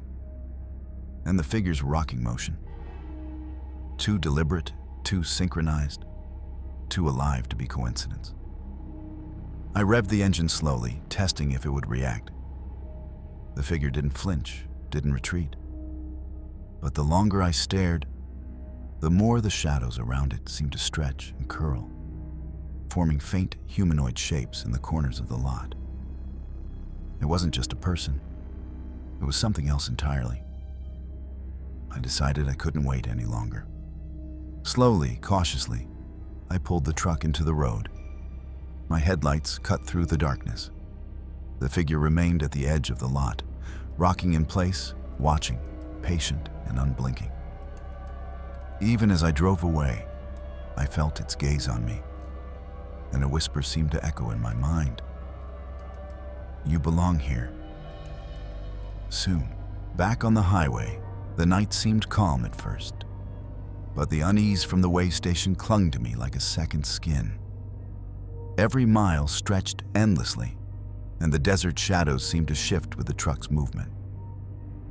Then I saw it, a flicker in the side mirror, something tall, rocking slightly, following the truck at a distance. My pulse spiked. I swerved slightly, headlights slicing through the darkness, but the figure stayed at the edge of visibility. I tried to rationalize. A mirage? My exhaustion. But the figure's movements were deliberate. Its form distorted unnaturally, stretching and contracting in ways impossible for any human. Every instinct screamed danger, yet it didn't approach, only watched, patient, omnipresent. The road twisted unexpectedly. A familiar landmark should have appeared, a desert gas station, a rest stop, but none did. The desert felt alive, bending the road, shaping the environment to trap me. I realized then that whatever haunted the way station had followed me, extending its reach across miles of empty highway. I could feel it probing my thoughts, manipulating perception. Shadows along the roadside elongated unnaturally, and the whispering wind became audible voices, murmuring indistinct threats. Every reflective surface, the side mirrors, windows, chrome bumpers, showed fleeting glimpses of the figure, its skeletal form impossibly tall and inhuman. I pressed the accelerator. Tires screamed on asphalt, heart hammering. The figure mirrored every movement in subtle ways, dancing with the truck's momentum. For the first time, I understood. This wasn't just a haunted lot. It was a hunter, a predator that existed beyond logic, bending the highway itself into a trap for the lone driver. Hours of night driving had shredded my nerves. The figure remained at the edge of visibility, never fully present, yet always there, rocking in a deliberate rhythm that synced with my racing heartbeat. Then the whispers began. Soft at first, almost drowned by engine noise. But slowly, they grew, carrying words I could understand. You cannot leave. You belong here. Every instinct screamed to ignore it, but the words dug into my mind, planting fear like seeds.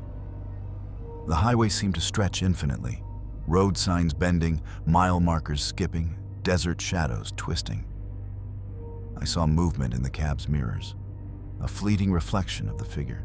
Closer now, almost inside the truck, its skeletal form flickering like it could phase in and out of reality.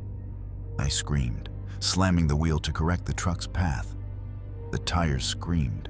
The engine roared. I realized the desert had become a psychological labyrinth, each mile a test of willpower, each shadow a trap. The figure wasn't bound by distance or time. It manipulated perception, feeding on fear, guiding me toward something. I refused to stop. I refused to look away. Survival meant driving forward, eyes wide, heart racing. Through the fog, the desert, and the entity's warped reality. The entity began to appear more clearly in reflections, side mirrors, shiny truck panels, even the chrome dashboard. Each glimpse distorted, unnatural, bending in impossible ways. I could see its head tilt, limbs stretch, movements fluid yet grotesque. The whispers became voices in my mind, chanting, taunting, guiding me deeper into the night. Every attempt to rationalize failed. Exhaustion, fear, and perception blurred into one horrifying reality. The highway itself had become the entity's domain, its hunting ground. I pressed the accelerator. Every mile marker seemed to jump backward, road curves appearing where none existed. Shadows along the roadside elongated, bending unnaturally, following, mimicking, coiling like living tendrils of fear. I gripped the wheel with raw desperation. The entity didn't chase, it anticipated. Every motion, every heartbeat, synchronized with mine. I realized it fed not on blood, but on terror, anticipation, the pure primal panic of a trucker alone on an empty desert highway at midnight. By now, the night had grown oppressive, heavy, almost suffocating. The desert air pressed against the truck as if it had substance, thick with anticipation. The figure from the way station wasn't just at the roadside anymore. It had begun following me more closely, phasing in and out of sight, appearing and disappearing like a predator toying with prey.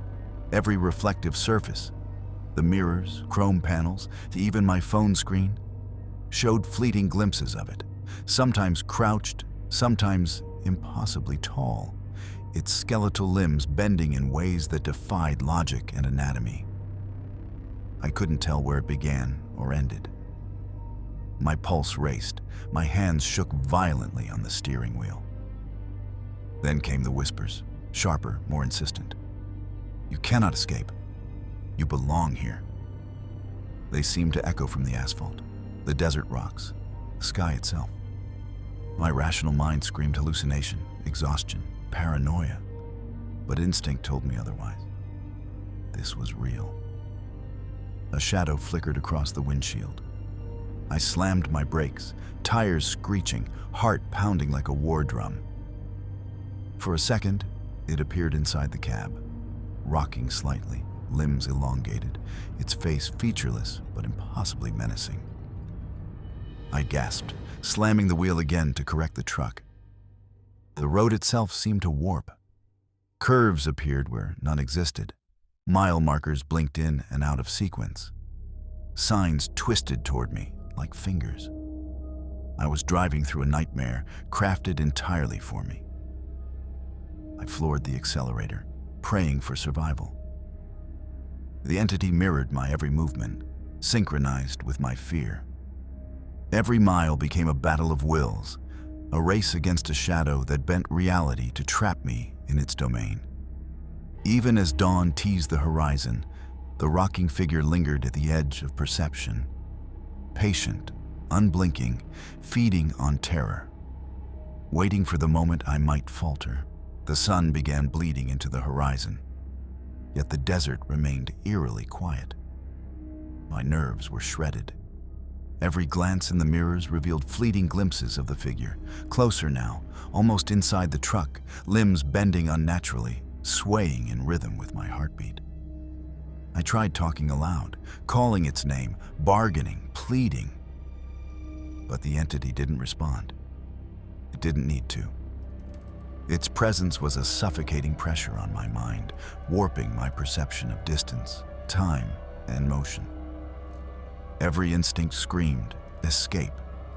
Every rational thought failed. The desert around me warped in subtle ways. Shadows twisted unnaturally, desert rocks formed shapes, signs seemed to lean toward me. It controlled perception, reality, and fear itself. The whispers escalated to voices, overlapping, indecipherable yet threatening. "You cannot leave. You are mine. Always." I pressed the accelerator, tires shrieking against the asphalt. My heart thundered.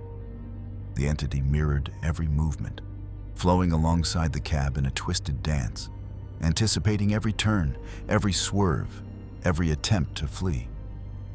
In that moment, I realized the horrifying truth. This was not a haunting in the traditional sense. The figure didn't kill. It didn't attack physically. It existed to trap, to manipulate, to feed on terror, bending the world itself to its will. The desert highway had become a labyrinth designed for me alone. Escape wasn't guaranteed. Survival meant continuing, driving blindly, praying that the horizon would bring safety, or at least respite from its presence. Hours of relentless driving had shredded my mind. The desert, once familiar, had become alien, bending reality. Mile markers skipped, signs twisted, and shadows swirled unnaturally along the roadside. The figure now loomed closer, almost inside the cab at times, limbs bending grotesquely. Its rocking motion had become a perverse rhythm, synchronized with my heartbeat. My pulse was raw, every nerve screaming. The whispers were constant now, penetrating thoughts, eroding clarity. "You belong here. You cannot leave. You are mine." I realized the highway, the desert, the empty way station. It was all connected. The entity didn't just haunt one location. It existed to trap drivers in isolation, bending perception, warping reality, feeding on terror until the mind shattered. I forced myself to keep moving, eyes wide, clutching the wheel, desperate for daylight, for sanity, for escape. Every mile became a test of will, every shadow a potential threat, every whisper a promise of doom. At last, pale light streaked across the horizon. The desert returned some semblance of normality. The skeletal figure began retreating to the edges of perception, rocking slower, less defined. I could finally see mile markers, signs, and a distant town. The whispers faded, replaced by the natural sounds of desert birds and the truck's hum. Yet the figure's presence lingered, an indelible memory etched into the edges of my vision, a reminder that the entity did not fully vanish. It simply waited for the next driver alone on the road. Even with sunlight, I couldn't shake the fear that it was still watching, waiting, patient and unblinking, always ready to trap the next victim. I reached the first town safely, parking among other trucks, shaking. The cab was empty, silent, normal. But the memory of the rocking shadow haunted me. Its impossibly long limbs, the whispers in my mind, the distorted highway. Authorities found nothing. No footprints, no traces of a person or entity, only my story. I named it the deserted way station phantom. It didn't attack, didn't kill. It existed to terrify, manipulate perception, and trap the mind in isolation. Years later, I avoid desert highways at night. Every foggy mile, every abandoned way station, every reflective surface reminds me of the phantom. It's still out there, patient, watching, waiting for the next lone driver at midnight. For truckers alone on desolate highways, the entity remains eternal. A shadow that doesn't sleep, a presence that bends reality, and a haunting that refuses to end.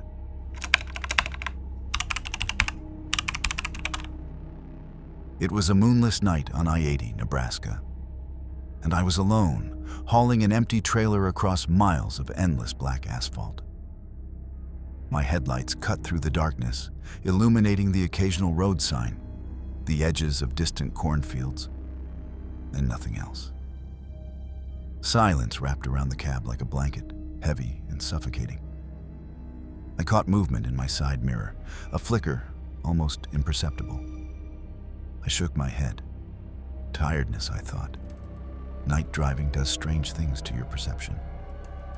But then it happened again.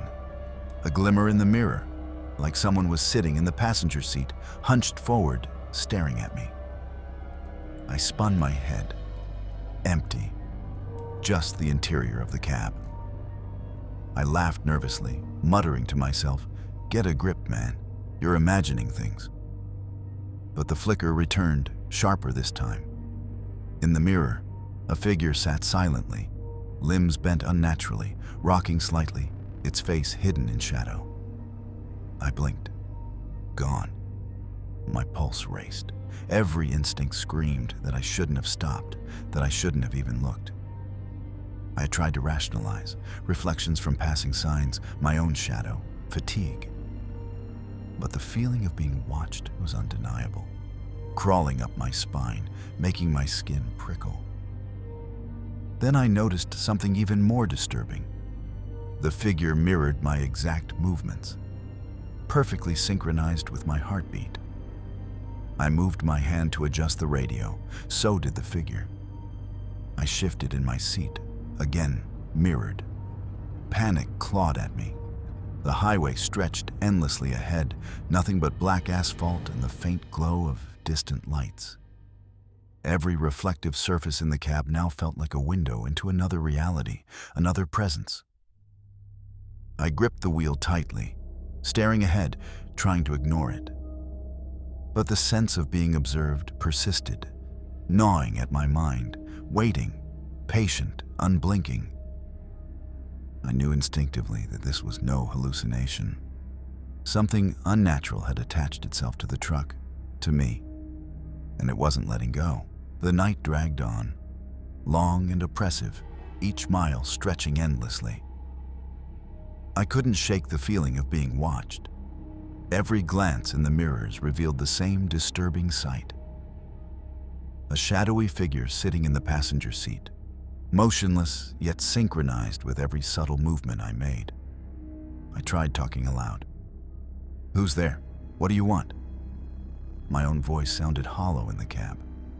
No answer. Only the mirror reflected the figure, unmoving yet alive in some inhuman way. I glanced at the dashboard. Nothing abnormal. The gauges flickered normally. The stereo worked fine, yet the presence remained, almost palpable, pressing against my mind like a weight I couldn't shake.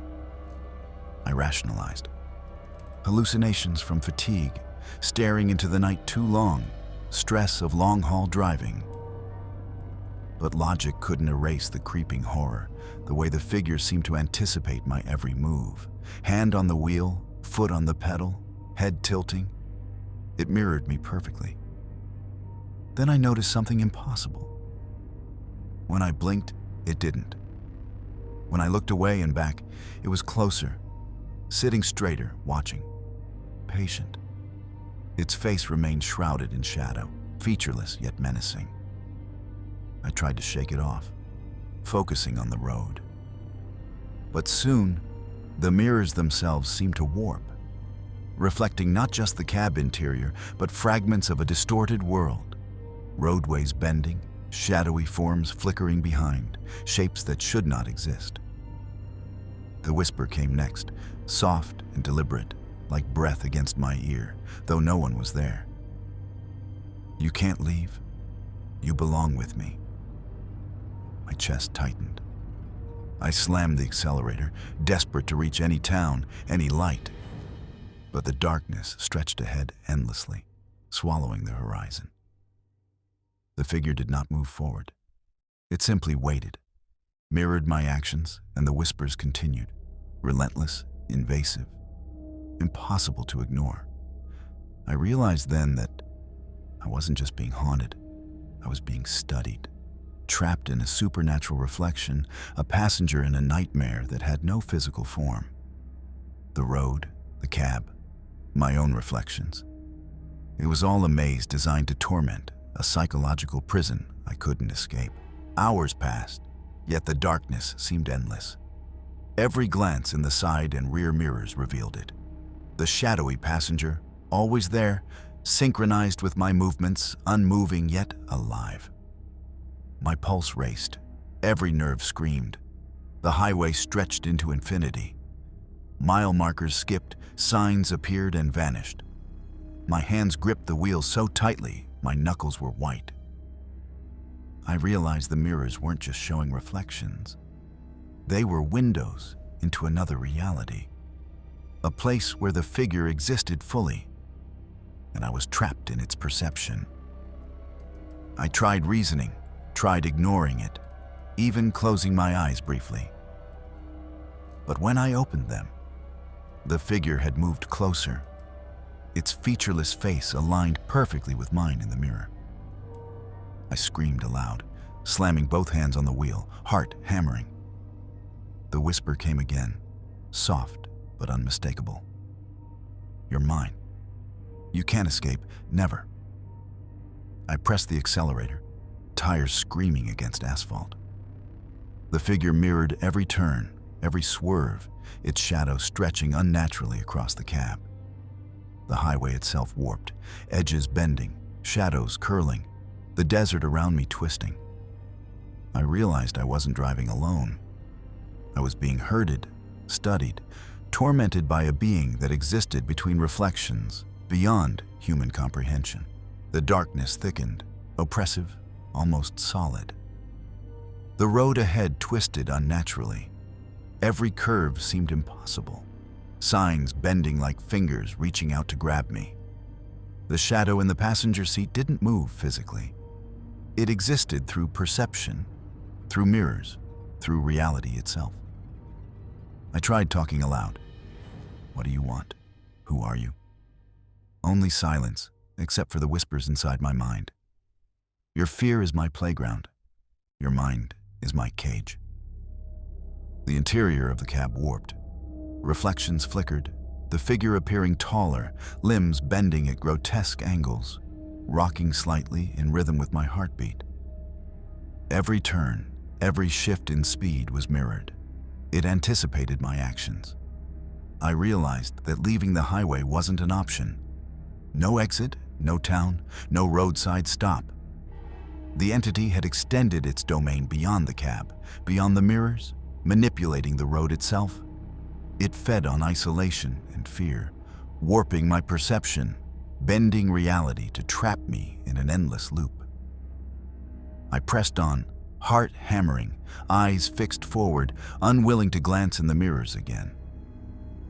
But the memory of the rocking figure haunted every corner of my vision. The whispers intensified, invading my mind. "You can't leave? You're mine. Always." The entity didn't need physical form. Its presence was a weight pressing on my consciousness, an invisible grip on sanity. I tried focusing on the road, but shadows along the roadside moved unnaturally. The cornfields bent slightly, shadows forming humanoid shapes that vanished when I looked directly. Every reflective surface, the side mirrors, dashboard chrome, windows, flickered with its presence. I realized I was no longer in control.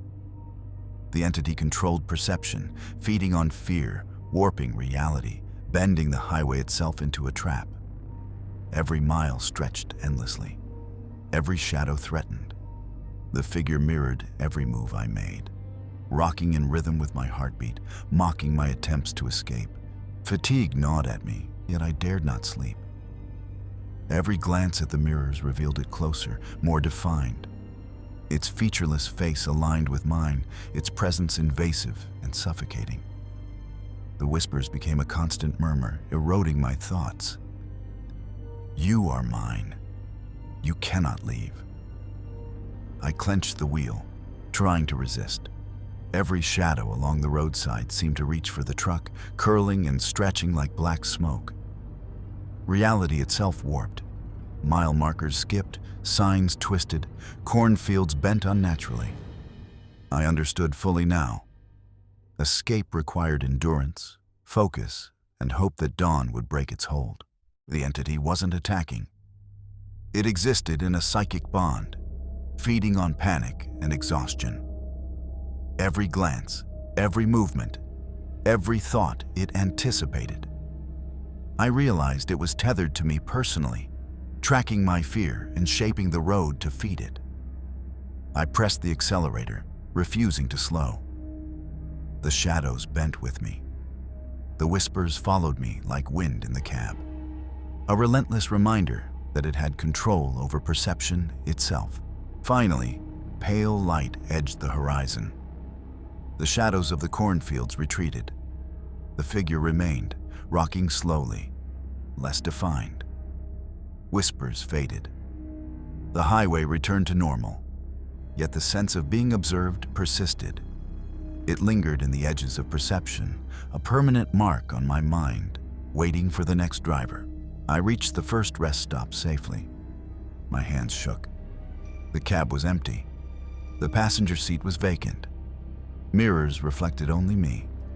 Yet the memory of its presence haunted me. A psychic scar burned into perception. I knew authorities would find nothing.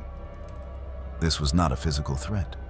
It existed between reflections, between perception, feeding on isolation, fear, and imagination.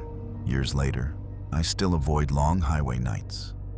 Mirrors, reflective surfaces, isolated roads, all bring back the rocking shadow, the whispers, the highway that warped reality itself. I call it the highway mirror. It doesn't attack physically. It doesn't kill. It exists to torment, to trap, to feed on fear. For truckers alone on endless highways, it waits patiently, rocking, observing, and bending perception to trap the next lone driver at night. The highway is its domain, reflections its doorway, and fear its sustenance. And no matter how far I drive, its presence lingers, eternal, patient, and unblinking.